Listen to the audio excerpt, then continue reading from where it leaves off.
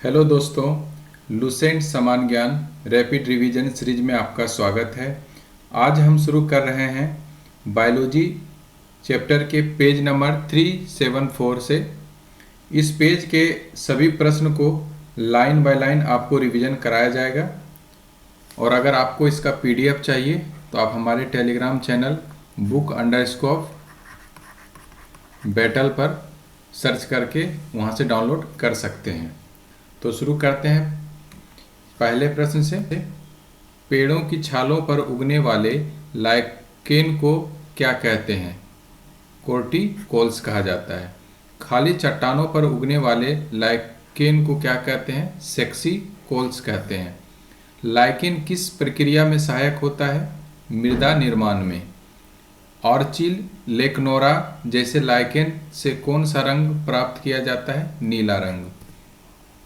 प्रयोगशाला में प्रयोग होने वाला लिटमस पेपर किस लाइकेन से प्राप्त किया जाता है?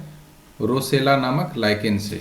नेक्स्ट, इत्र बनाने में किन लाइकेन का उपयोग किया जाता है?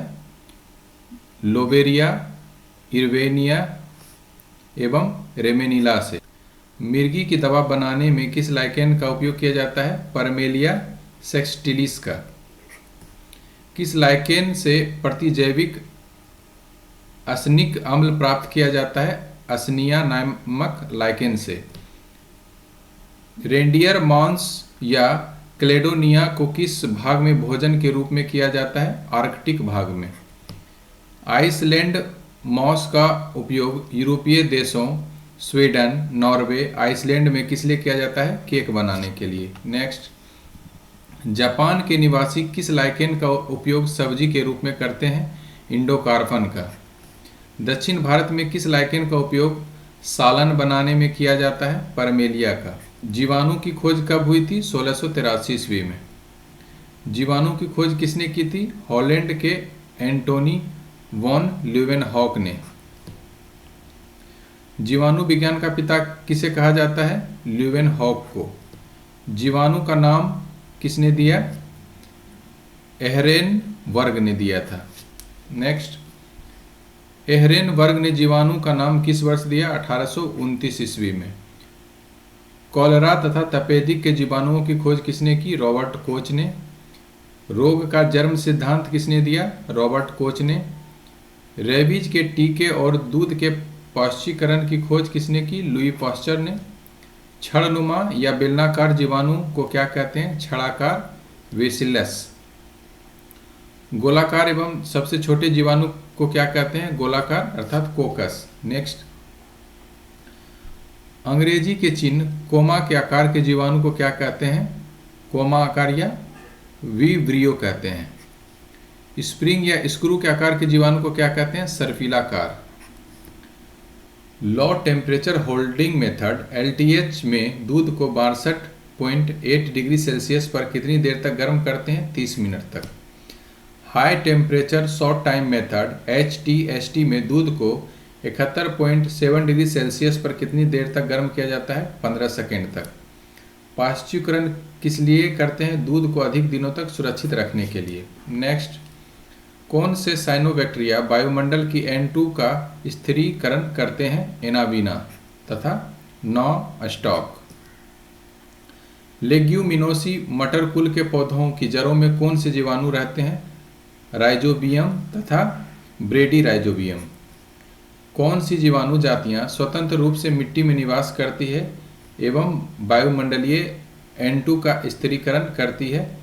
एजेटोबैक्टर, एजोस्पाइरिलम एवं क्लोस्ट्रीडियम। चमड़े से बालों और वसा हटाने के कार्य को क्या कहते हैं? चमड़ा कमाना अर्थात टैनिंग कहा जाता है। चमड़ा कमाने का कार्य किसके द्वारा किया जाता है? जीवाणुओं के द्वारा। अचार, मुरब्बे, शरबत की गाढ़ी चाशनी या अधिक नमक में रखने पर क्यों खराब नहीं होते? जीवाणुओं का जीव द्रव्य कुंचन हो जाता है और वे नष्ट हो जाते हैं। शीत संग्रहार कोल्ड स्टोरेज में किस तापमान पर सामग्री को संचय करते हैं? न्यूनताप -10 डिग्री सेल्सियस से 18 डिग्री सेल्सियस पर। विषाणु की खोज किसने की थी? रूस के वैज्ञानिक इवानोव्स्की ने। विषाणु की खोज किस वर्ष की गई थी? 1892 ईस्वी में। इवानोविस्की ने किस रोग पर खोज के समय विषाणु की खोज की थी? तंबाकू के मोजेक रोग पर। नेक्स्ट, विषाणु की प्रकृति किस प्रकार की होती है? सजीव तथा निर्जीव दोनों। विषाणु को क्या कहा जाता है? सजीव निर्जीव की कड़ी।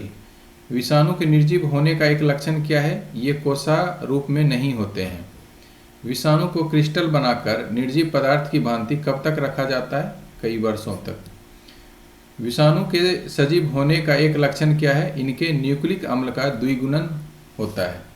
नेक्स्ट, किसी जीवित कोशिका में पहुंचते ही विषाणु क्या करने लगता है? सक्रिय हो जाते हैं और एंजाइमों का संश्लेषण करने लगते हैं।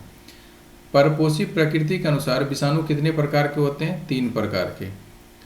पादप विषाणु के न्यूक्लिक अम्ल में क्या होता है? आरएनए।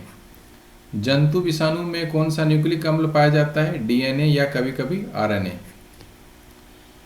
बैक्टीरियोफेज या जीवाणु भोजी किस पर आश्रित रहते हैं? केवल जीवाणुओं पर। जीवाणु भोजी जीवाणुओं पर आश्रित रहकर क्या करते हैं? ये जीवाणुओं को मार डालते हैं।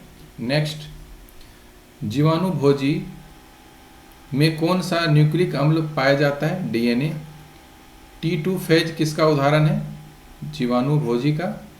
किस वायरस में उत्परिवर्तन किसके द्वारा होता है? इसके आनुवांशिक द्रव्य के परिवर्तन के कारण। जिस विषाणु में आरएनए आनुवांशिक पदार्थ होता है उसे क्या कहते हैं? रेट्रो विषाणु। सबसे सरल स्थलीय पौधों का समूह कौन सा है? ब्रायोफाइटा। ब्रायोफाइटा प्रभाग में लगभग कितनी जातियां सम्मिलित की जाती है? 25,000। नेक्स्ट, ब्रायोफाइटा में किसका पूर्णतः अभाव होता है? संवहन उत्तक अर्थात जाइलम एवं फ्लोएम का। किस समुदाय को वनस्पति जगत का उभयचर एम्फीबिया वर्ग कहा जाता है? ब्रायोफाइटा समुदाय को। ब्रायोफाइटा समुदाय के पौधे किसमें सहायता प्रदान करते हैं? मृदा अपरदन को रोकने में। कौन सा मॉस अपने स्वयं के भार से 18 गुना अधिक पानी सोखने की क्षमता रखता है? स्फेग्नम नामक मॉस। स्फेग्नम मॉस का उपयोग पौधों को एक स्थान से दूसरे स्थान पर ले जाते समय क्यों किया जाता है? सूखने से बचाने के लिए। स्फेग्नम मॉस का प्रयोग किस रूप में किया जाता है? ईंधन के रूप में। नेक्स्ट, स्फेग्नम मॉस का प्रयोग और किस रूप में किया जाता है? एंटीसेप्टिक के रूप में। टेरिडोफाइटा समूह के पौधे अधिकता से कहाँ पाए जाते हैं? नमी, छायादार स्थानों एवं जंगल एवं पहाड़ों के बीच। टेरिडोफाइटा पौधे का शरीर किन भागों में विभेदित रहता है? जड़ में, तना में, शाखा में एवं पत्तियों में। टेरिडोफाइटा में तना साधारणतः किस रूप में रहता है? राइजोम के रूप में।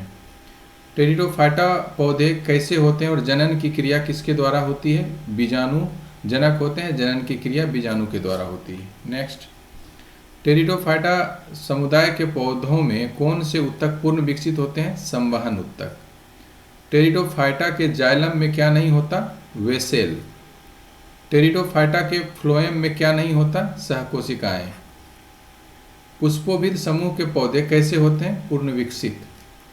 पुष्पोविद समूह के सभी पौधों में क्या होते हैं? फूल, फल तथा बीज होते हैं। पुष्पोविद समूह के पौधों को किन 2 उपसमूहों में बांटा जा सकता है? नग्न बीजी एवं आवृत बीजी में।